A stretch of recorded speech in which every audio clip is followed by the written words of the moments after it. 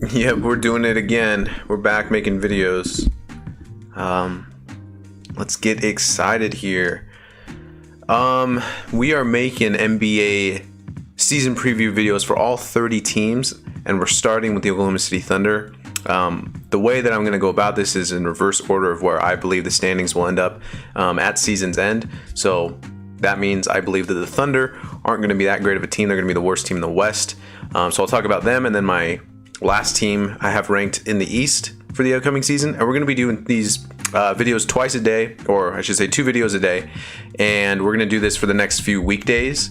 And it's going to lead up to about a couple days before the regular season starts. And so we'll have a good time and kind of break down a little bit of what we're talking about. And about the Thunder here in this case. Right here, if you can see it here, we're going to talk about offseason moves for the Thunder. We're going to talk about kind of where their cap situation is at. We're going to look at their rotations and kind of see where minutes could potentially go during the regular season. And then we're going to talk about their projected win total and a couple other things as well. Before we get into it, feel free to subscribe to the channel, like the video, comment, tell me what you think about the Thunder and if they're going to be better than what I think a lot of people think they're going to be. And that's the last team in the West. So let's jump on into this.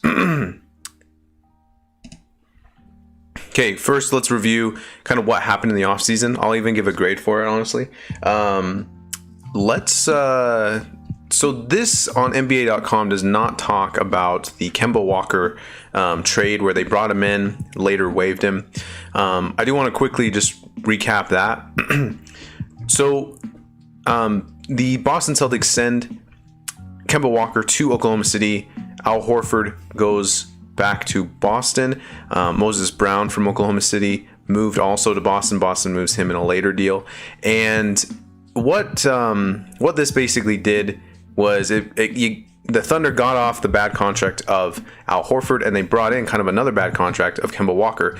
The only interesting thing is that they weren't able to move Walker in a separate deal. He ends up being waived, and now he's with the New York Knicks. So you do got to give them credit for being able to get something out of the trade. I believe they got future. I think it was like the 17th pick from this last draft, along with Kemba Walker, and I want to say another first. Not 100% sure on that, but a good move for a team that is going to have a lot of cap space going into the season, and we'll break that down in a minute as well. So that's not mentioned on their free agency and kind of trade and draft moves that they made during the offseason, but definitely worth noting for sure. The other trade that they made was one with the Utah Jazz, where they traded away they didn't trade basically anything. They essentially just took on Derek Favors, and they got a first round pick for the Derek Favors trade. The interesting thing about the Favors trade is, again, because Oklahoma City is in a very good financial situation where they are not necessarily up against the cap, they have the ability to be able to bring on these players and potentially move them again. So when I look at this and look at the trade for Oklahoma City's kind of what their view is that, hey, we get another first rounder, and we bring in Derek Favors, who's an okay center. I think he's a good backup. I think that's kind of what he is in the league.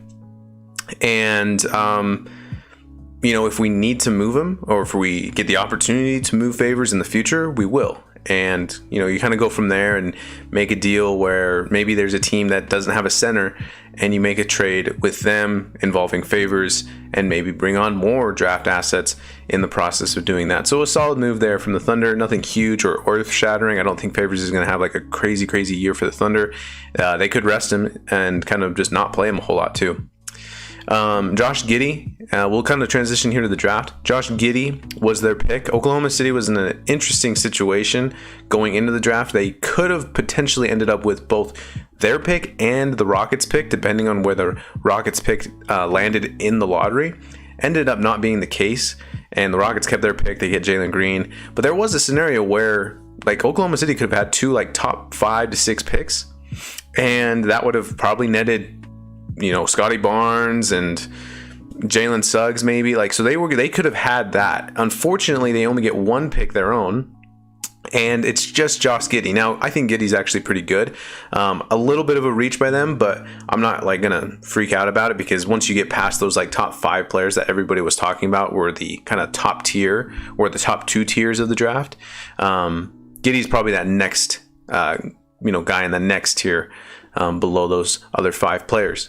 So Giddey, we'll see what happens with him. We'll kind of talk a little bit more about him in our the rotations here when we break that down. Trey Mann, Jeremiah Robinson Earl, Aaron Wiggins are also picks that the Thunder made. Robinson Earl actually looked pretty solid in the summer league. Trey Mann was kind of up and down, but Robinson Earl is a guy I think will probably get minutes at the 4 this year, and we'll kind of just see what happens there with Thunder. Again, it's going to be such a young team. I think they're going to be giving minutes to a lot of different young players, and maybe showcase them and potentially move off of them in the future. We'll see. Other kind of interesting notes here for the Thunder is that they lost Tony Bradley, not a huge deal. Josh Hall, Shvi Mikhailuk, who I actually think is a really solid NBA player, and he goes to Toronto. And then they waived Kemba Walker as well. So with that, let's move over to their cap situation here in Oklahoma City. So one thing to notice straight off the bat is that they are, again, they have no horrible contracts on their roster at all. Their payroll highest paid player is Derek Favors at $9.7 million. Again, this is also an expiring deal too, so if they want to move him, they can. And the one thing I do want to highlight here, if you're watching, is that they have a projected cap space of $31 million currently. And so that means they could potentially jump in on a trade where they're bringing on a lot more, bad contracts, but again, getting draft capital, with that kind of a trade. So is there a move where the Thunder are able to take a bad contract and maybe bring in picks? I think there is. I think there's definitely potential like that. Off the top of my head, I can't really think of any players that I personally would want to try to trade for, because the one name that does come to mind is John Wall. But John Wall and his huge money deal that he has with the Rockets is obviously it can be absorbed with Oklahoma City. The only issue is that I don't think Houston's going to give up any draft pieces or draft picks in the future to be able to make that trade happen, because Oklahoma City is only going to want to do a trade if they're getting this capital in the future with future picks. So maybe there's a trade where maybe Eric Gordon goes there and then they waive him or something. But again, even that, his contract is really long. So again, I'll maybe put more thought into that, but to kind of see what other players maybe could be traded to Oklahoma City, and then kind of put in the waiting zone. Maybe Kevin Love, for example, actually would be one that I'm thinking of. Maybe Love gets moved over. Maybe Cleveland says, hey, take Isaac Okoro and Kevin Love, and we'll take back one of these younger players as well. Maybe Favors, right? So it is what it is, and we'll see. I think we will see the Thunder make some kind of a trade later in the year where they make a move where they're bringing in a dude with a big old contract, and they kind of go from there. So Shai Gilgeous-Alexander, as you also notice on the cap sheet, he also is owed a lot of money starting next season. Obviously, he signed his rookie extension, or his extension after his rookie contract, and so he's going to be paid, $30+ million starting next season, in 2022-23 for the next 5 years after that. Outside of that, again, no bad contracts. I'd usually would want to expand a little bit on this with other teams, but because Oklahoma City is in such a good spot, again, they could add bad contracts and look to move them in the future if they so desire. That's kind of all I have to say on that. Let's look at their rotations now. So as you see here on screen, this is a rotations kind of list by hoopshype.com. They have Josh Giddey starting at the 1 alongside Shai Gilgeous-Alexander. And then finishing out the rest of the top 5 are Lou Dort, Darius Bazley, and Derek Favors. Now, back the reserves for each position are Theo Maledon, Kenrick Williams, who I think they're still waiting to see if they want to bring him back, I think, on a guaranteed deal, I believe. I'm not 100% sure about the Kenrick Williams situation. Alexei Pokusevsky, Robinson Earl, we mentioned, was drafted this year, and then Isaiah Roby. So they have these young players that are going to get a lot of run. And ultimately, I don't think this is a team that's going to win a whole lot. And you just look at these names on the roster; they're super young. I don't think outside of Shai Gilgeous-Alexander, they have a really, really strong, talented player. They don't have a guy in the wings that's waiting to be played more and more, that I think has like a super high ceiling. I think a lot of these are just good role players. I think Giddey's really good, but again, because he wasn't a part of like those top tiers in the NBA draft for me personally, I do feel like we'll see some games maybe where Giddey goes and gets like 15, 8, and 7, right? Like he'll have a stat line like that in the regular season, but he's not ever going to be a dude who is like making your team that much better, right? I think Shai's that, but even him to a degree isn't necessarily like huge all-star, like perennial all-star written all over him kind of a talent. And because of that kind of leads me to my last part that I want to talk about here, which is the Vegas projected win total for the Thunder.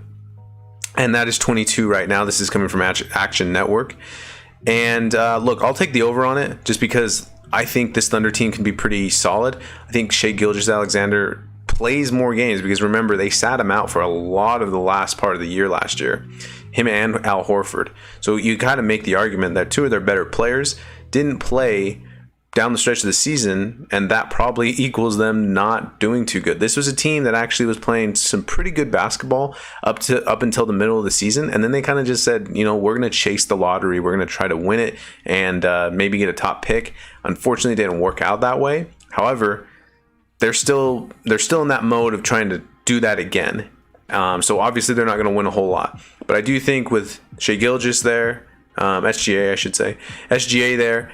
I think with him there, along with maybe kind of growing with Giddey, along with just hopefully having some of these young players have another year of experience and that makes them that much better, I think I would take the over on this, but I'm not taking it by a whole lot. Like I would take this at like 23. If it was like listed at 23.5, I probably would start freaking out, but because I wouldn't know what to do.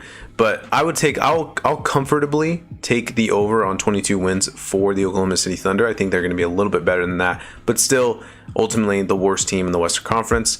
I will be releasing another video here. Feel free to watch my other videos on the NBA. Again, we're doing all the 30 NBA teams and talking about, you know, all these different things we mentioned here. Salary cap situations, talking about their off-season rotations, all that fun stuff. And we'll be releasing the next video here in just a minute. And again, thanks for watching. If you like the video, feel free to press the like button, subscribe to the channel, comment on the video, tell me why. Tell me how much you miss Kevin Durant if you're a Thunder fan. I want to know.